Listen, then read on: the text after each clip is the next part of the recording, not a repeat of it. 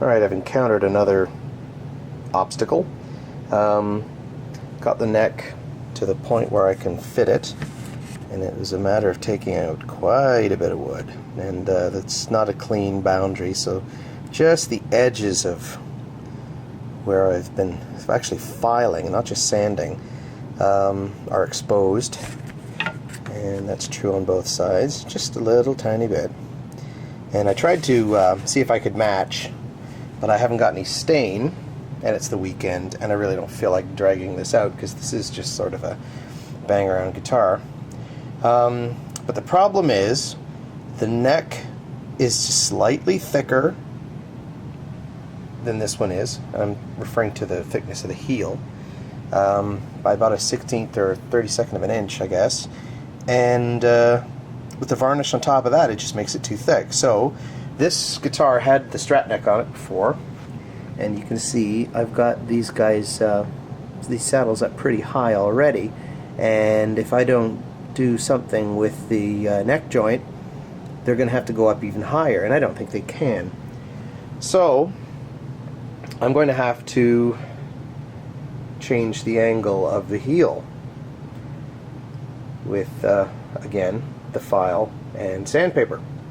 And have a block sander so I could just do the last couple passes with that, just to make sure I've got a nice smooth finish, or level finish. I mean, sandpaper makes it smooth, but it's not going to be level. So the hacking continues. I could bail and put this neck back on this guitar, but the whole purpose of starting this was to get a guitar neck that fit the way I like it to. And this is your standard Stratocaster W routing, I think they call that. And of course, Telecaster has a squared off neck, and this guitar was originally sold with a Telecaster neck. So we'll continue hacking away and hopefully not totally ruin this neck, because that would suck. Wasn't quite as much work as I thought it was going to be. I just hit that with a sanding block and made sure that, if you can see where the reflection ends, none of the hazy surface is going to be exposed. So this is entirely inside the neck pocket, and I did so to change the angle. I could have just shimmed the neck, but then you'd see the shims. It's quite a different thing if the shims are on the other end. So with this in place, and it actually is snug enough to hold, got a guitar string in it, string that across, and you can see the string is actually high. Well, in this view it's very high, but anyway, whoops, drifting. So I've got room to make the adjustments I want to make, because I can bring these saddles down. Down I can do, up I don't really want to go any higher than that. I liked playing this thing before because with the saddles at this height I didn't have that sort of Fender cheese grater effect on the back of my palm. But I'd rather have this thing playing well and not worry too much about that. So, good solution. Alright, so let's drill some holes and get this neck mounted. So this is how I drill neck holes. I arrange and clamp the body just loosely enough so it'll hold, which is easy in this case because it's a tight fit. And then by hand, I've got a drill bit here that is just the right size for the body holes. It's too big to drill the holes in the neck, obviously, because the threads won't have anything to grab onto. But the purpose of this is to find the exact center of the where I want the hole to drill in the neck. So once I've marked these 4 holes, if I sit and twist it by hand long enough, I'll have a nice little pilot to drop the next drill bit into. But I drill through the body, and then I just make sure that I keep the top of the drill bit center. The bottom, or the tip rather, of the drill bit is going to keep itself centered in the little divot that I'm making now. So there you go. Handy tip. If you're making a body and you're drilling holes, you're screwed. You basically have to have a drill press, and you have to do a good job because you only get one shot at it. So yeah, anyway, let's get this drilled the rest of the way and put the neck plate back on. So there we go. Not absolutely perfect, but the margin of error when using a drill bit that is the same width as, or close, as the holes in the body is much greater than the margin of error of just using your intended drill bit, because you can't tell where inside of this circular area the drill bit tip is when you're just holding a hand drill. And even with a drill press, I found if the bit is not sharpened properly, it'll drift or actually bend.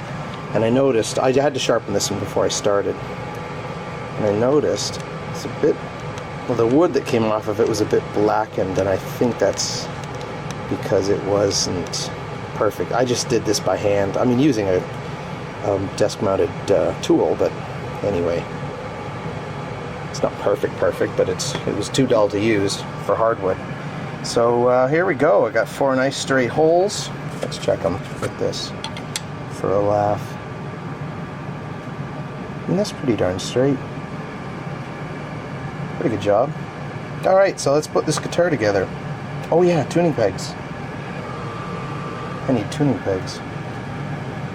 For those of you who have tried to do this yourself, when you get those sort of Cluson style tuners, old-fashioned ones, the bushings don't fit without some jiggery pokery.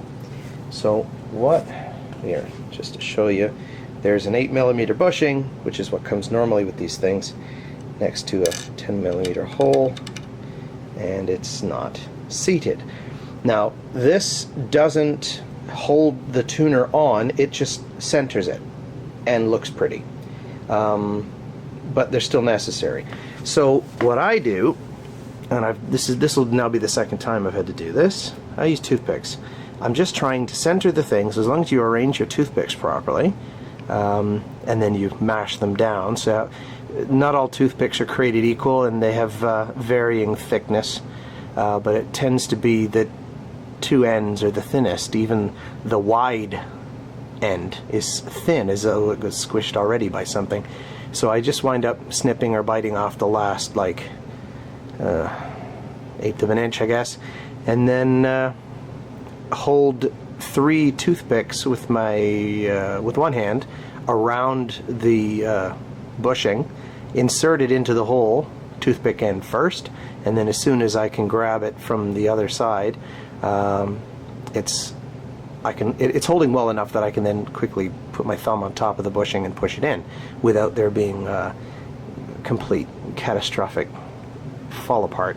So anyway, this worked last time, and I'm just going to do it again, and then you just have to make sure they're seated properly. This one looks like there's a little bit of wood wedged underneath it, so I'll just scratch that away with a jackknife. Just make sure that this thing is seated properly. If not, then I just push it out and try again. So I'll get these guys in, drill the holes for the tuners, because it's actually screws that hold these particular tuners on from behind, and then we're in a position to string this turkey up. We're getting to the point where we can put some tuners in, and I've discovered a whole new problem. Here's what I mean by Cluson style tuners, if you're unfamiliar with them. So they just insert, and then you got to put screws through those holes, and then when they line up, one screw holds 2 of them down, 2 of them on, and lines both of them up. Well, as I put these in, you will see the same problem I did. So you just gotta, once one's lined up, you line the others up next to it, and there's our problem. We've got gap. So the issue possibly is that I don't have my bushing in centered, but I mean, they look pretty much straight, and for there to be this substantial gap tells me that it's maybe something else. I'm thinking it's actually that the holes in the neck are not straight. Now this one I can't even get to line up. that kind of sucks, and that gap sucks because the screw head is just not large enough to hold both of those together with that space. Now, could I use a larger screw? Well, of course, but that's not the issue. The issue is I want this thing to just line up perfectly, and if I made this, it would line up perfectly. So I'm not really sure what to do. One of the solutions is to take a dowel. This just happens to be the handle of a cheapo brush, and it happens to fit perfectly. So if I stuff some glue on that and hammer that into the hole, I then have a flat surface I can drill out, and I can drill perfect holes in. Well, I couldn't resist going to put the wood plug in and then drill new holes, because the bushings will hide the openings. So I just can't resist.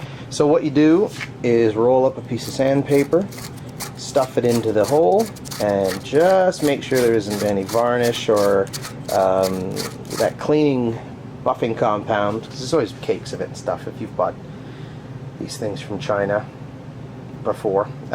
This stuffs into the hole so neatly, I just can't resist. When there's a bit of glue on it, then it'll go just as easily, but it'll stay. It'll be quite permanent, and I can drill nice, perfectly centered, perfectly arranged holes.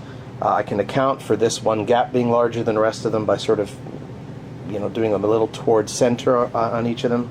But anyway, slow down and do it perfect. Everybody's happy. Okay, this should give you an idea how far off center these things are. You can see the pencil line that I put on the neck, and you can see how straight the pencil line is. Obviously, I used a ruler. You can see how not straight these holes were. And I've pretty much centered my holes on the line. A couple of them drifted towards what would be the center of the original hole, but I was sort of allowing that because I don't want this crappy wood to show outside of the bushings. So anyway, we'll keep stepping these holes up till I get to the size I want. Anyway, I'm out of time for today, so this is as far as this project's going to get until I get my hands on properly sharpened drill bit that would finish this up, and then I can finally assemble this bloody thing.